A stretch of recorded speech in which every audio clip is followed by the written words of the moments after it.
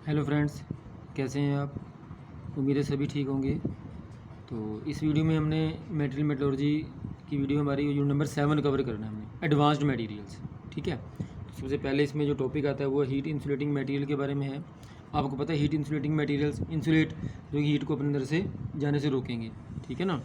कुछ एग्जांपल जैसे एस्बेस्टस हो गया, कॉर्क हो गया, थर्मोकोल हो गया, आपने पढ़ रखी है द मटेरियल विच रिटार्ड्स और stops the flow of heat through its body is known as heat insulating materials. ठीक है, और थर्मल इंसुलेटर भी बोलते हैं इसे हम, इंसुलेटर्स। ठीक है, एग्जांपल कई बार एग्जाम में आता है name any 4 heat insulating materials, तो अपने 4 कम से कम इसको नाम याद रखने हैं।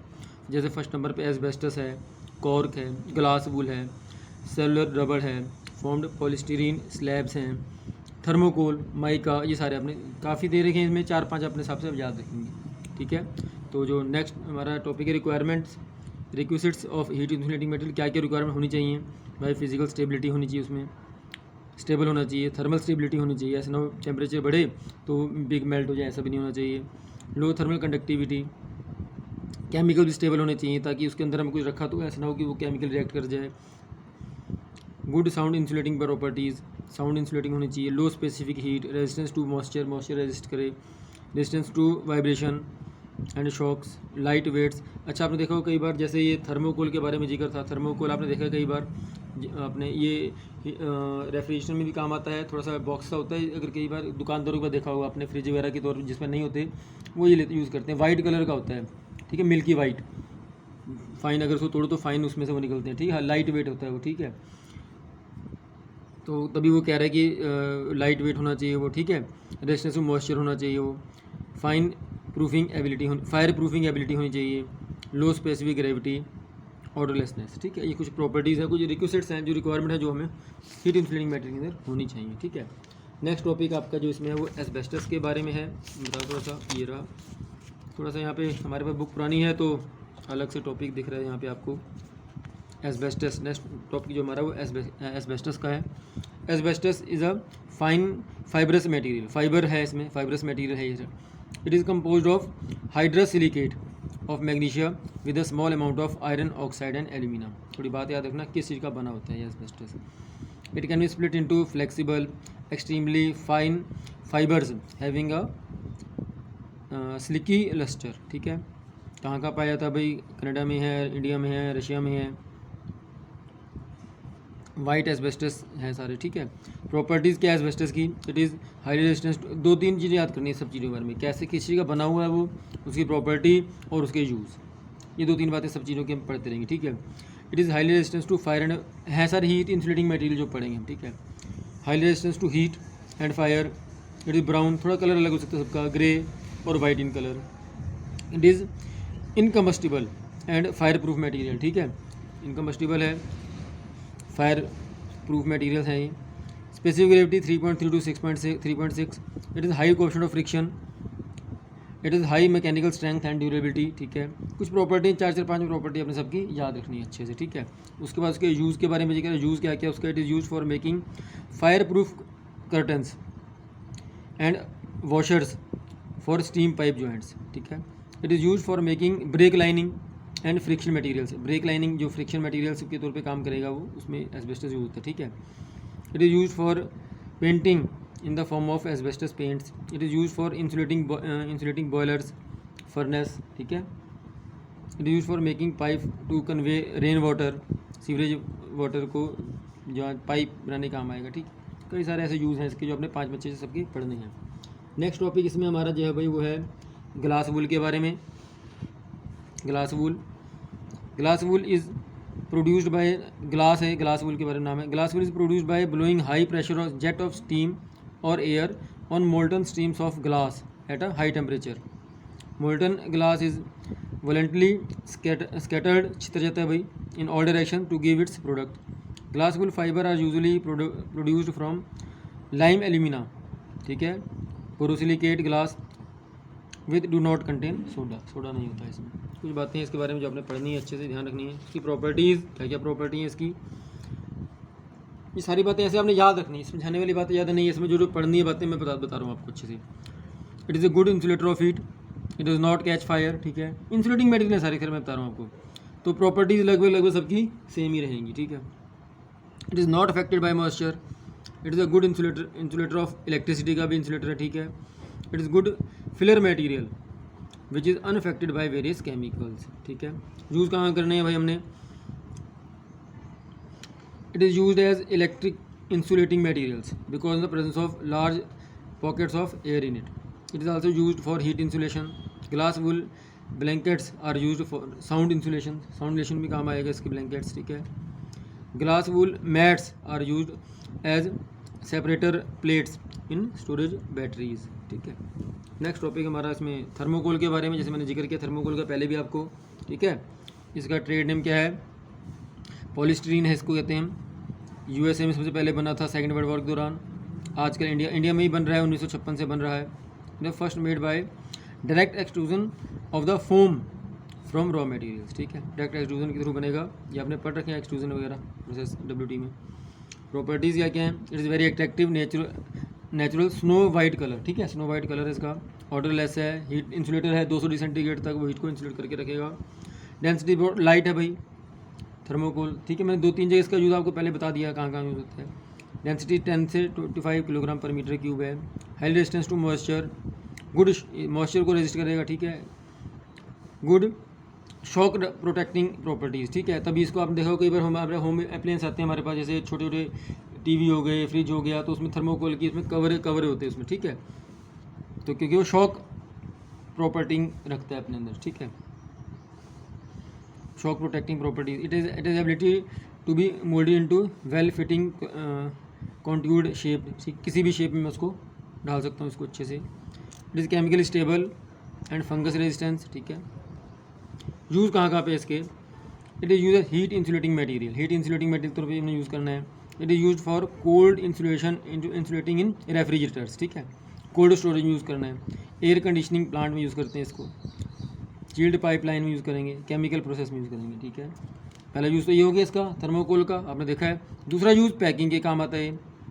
It is use for packing electronic goods, like tape recorder आएगा आपके घर तो उसमें उसकी पैकिंग से होगी। ट्रांजिस्टर आएगा, radio, clock, camera, fridge, AC जो भी आएगा सबसे पहले इसके अंदर इंसुलेटिंग पैकिंग इसमें होती है इसकी, ठीक है।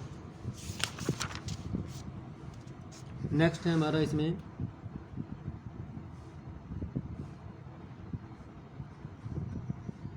सेरेमिक्स। सेरेमिक थोड़ा मेरे पास पहले है, मैं दिखाता हूँ आपको। सेरेमिक ये था, ये सेरेमिक के बारे में जिक्र है यहाँ पे। Ceramics are inorganic non metallic materials, inorganic है, नॉन मेटेलिक मटेरियल्स हैं, which are proposed and used at high temperature.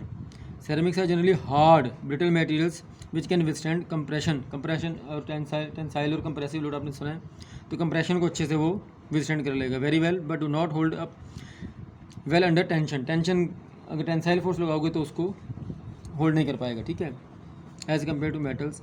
Ceramic includes a wide variety of substance such as glass, concrete, bricks, dielectric insulators, porcelain, enamels, clay products, ये सारे इसके examples हैं इसमें, ठीक है।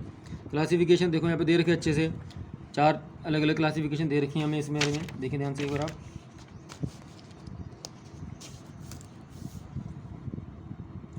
Numerous varieties of ceramic materials having wide engineering utilities are given below. Clays हो गई, glass हो गए, एब्रेसिव्स हो गए, रिफ्रैक्टिवनेस हो गई, रिफ्रैक्टिव मटेरियल्स हो गए। तो क्ले, आप नाम सुना है क्ले का, आप बचपन में खेले भी उससे, क्ले से बहुत ज़्यादा अलग अलग टाइप जिस मर्जी शेप में उसको डाल दो, दोबारा उसको तोड़ फोड़ के दोबारा से और कोई शेप उसको दे सकते हैं आप।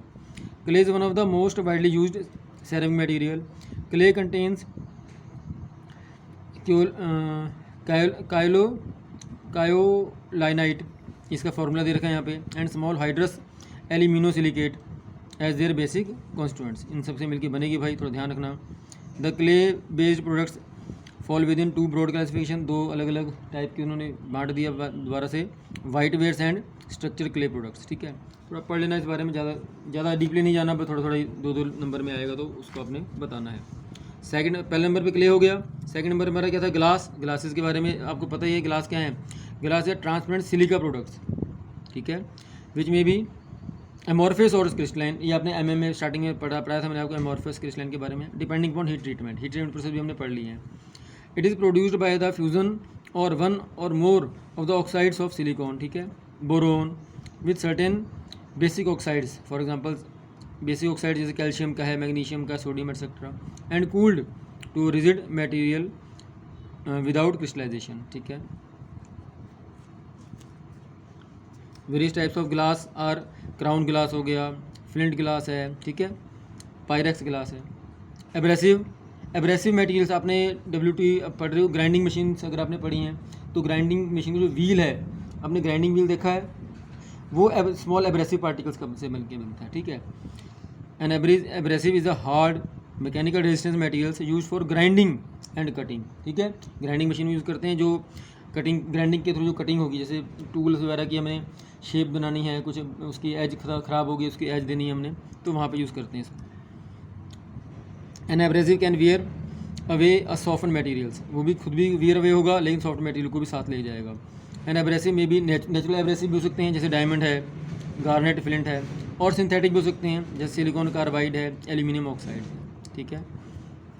Synthetic abrasives are preferred because of greater uniformity they possess. 4 number पे रिफ्रैक्टिव्स हैं। रिफ्रैक्टिवनेस आपने पढ़ी थी, रिफ्रैक्टिवनेस प्रॉपर्टी WT में आपने, ऐसे मटेरियल जो हाई टेम्परेचर को विदस्टैंड करते हैं, ठीक है। The non metallic material which can withstand high temperature, ये आपने WT में ही पढ़ा था अच्छे से 3rd सेमेस्टर में। In different industrial processes and operations are known as refractives. जैसे ब्रिक हो गई, इसके एग्जांपल है, बढ़िया से एग्जांपल ब्रिक है, सबसे बढ़िया एग्जांपल इसका। The important refractive materials in use are fire clay, magnesia, dolomite, chromite, silica etcetera, ठीक है। कुछ प्रॉपर्टीज़ हैं सेरेमिक्स की, फिजिकल एंड केमिकल प्रॉपर्टीज़ क्या क्या भाई। The components presence in ceramics like oxides, carbides give high chemical stability, ठीक है, केमिकल स्टेबल है ये, ठीक है। That is compactness of crystal structure, chemical bonding, high field strength of small cations with high charge. Optical properties क्या क्या है भाई इसकी, ओपेक एंड ट्रांसपेरेंट, आपने पढ़ रहे हैं बड़े दोनों, फिजिक्स में पढ़ रखे हैं अच्छे से, ठीक है। Optical properties depends upon composition of ceramics and its crystal structure because the extent of polarization depends upon ionized sides, bonding energy and crystallographic directions।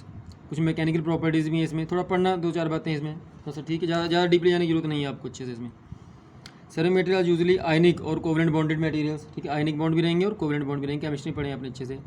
And can be crystalline और अमोर्फियस। इलेक्ट्रिकल प्रॉपर्टीज़ क्या हैं, oxide ceramics are generally insulators and non-oxide ceramics act as semiconductors। उसके बाद magnetic properties है। Magnetic properties जैसे magnetic ceramics are those which contain molecules with odd number of electrons and completely filled 3d 4f 5f, ठीक है, ये Hund's rule आपने पढ़ रखा है 25 केमिस्ट्री में। Magnetic ceramics respond to magnetic field known as magnetic susceptibility, ठीक है। तो बाकी जो मटेरियल हैं वो आपके नेक्स्ट वीडियो में स्टडी करेंगे, ठीक है। अरे यार